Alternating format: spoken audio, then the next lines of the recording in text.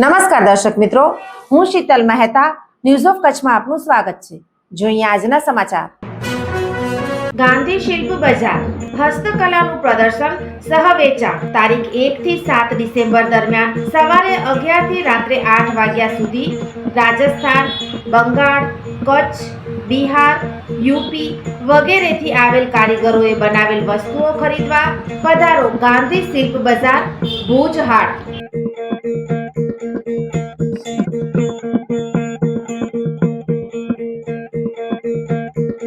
ભુજવાસી કચ્છવાસી ભુજ હાટની મુલાકાત લ્યો અને આ કારીગરોને પ્રોત્સાહન આપવા માટે સૌએ મદદ કરો। ઝુરા ગામના સંગીતાબેને દારૂ પકડી જનતા રેડ કરેલ। બાદમાં બુટલેગરોએ હેરાન કરતા તથા પોલીસના વર્તન સામે ભુજમાં મહિલાઓએ એસપીને આવેદનપત્ર આપી રજૂઆત કરી। શું કરો છો? આમાં શું થેલીમાં શું છે? શું છે થેલીમાં? દારૂ છે? આમાં શું છે આ થેલીમાં? બંધ કરવાનું તમારે દારૂ? દારૂ તમારે બંધ કરવાનું છે? ક્યારે બંધ કરશો?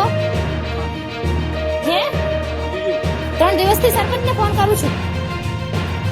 શું નામ છે તમારું? હે દારૂ બંધ કરવાનું? થેલીમાં ભરો દારૂ, થેલીમાં ભરો, વિડિયો વાયરલ કરી નાખીશ। ભરો થેલીમાં। આ શું કરો?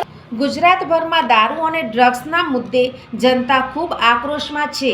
ઘર પરિવાર બરબાદ થઈ રહ્યા છે, ત્યારે ભુજના ઝુરા ગામે મહિલા સંગીતાબેન મહેશ્વરી દ્વારા જનતા રેડ કરવામાં આવી, પણ બુટલેગરો એટલા બેફામ બન્યા છે, બેનને જ ત્રાસ આપ્યો અને એ બાદ પોલીસ દ્વારા પણ ગેરવર્તન કર્યું હતું તેવા આક્ષેપ પણ છે।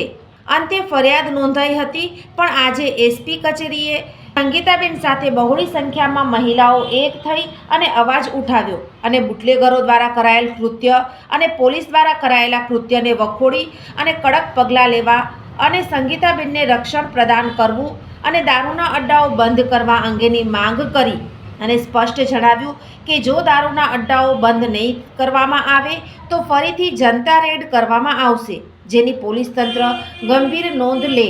રજૂઆતમાં હાલ આપણે ગુજરાતભરમાં એક આંદોલન જોઈ જ રહ્યા છીએ કે જે આંદોલન નશા મુક્ત ગુજરાતનું છે। આજે નશાના કારણે કચ્છનો કોઈ છેવાડાનો ગામ હોય કે ગુજરાતનો કોઈ છેવાડાનો ગામ હોય, જેનામાં આજે યુવાનો અવગતિ તરફ અને મૃત્યુ તરફ જાણે એક ખાઈમાં પડી રહ્યા છે।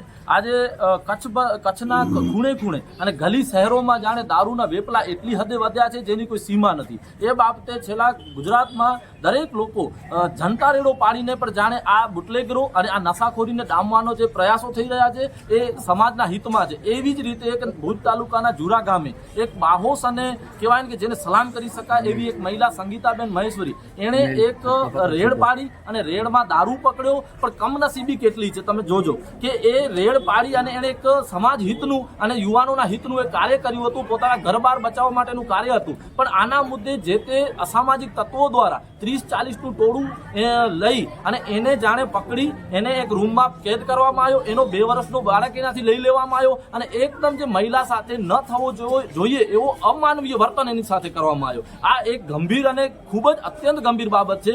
એ મુદ્દે હું માધાપર પોલીસ સ્ટેશનને પણ કહીશ કે માધાપર પોલીસ સ્ટેશનની હદમાં આવતું ઝુરા ગામમાં દારૂ વેચાતું હોય અને આ મહિલાને પકડવા જવું પડતું હોય તો તમે કઈ નિંદ્રામાં છો?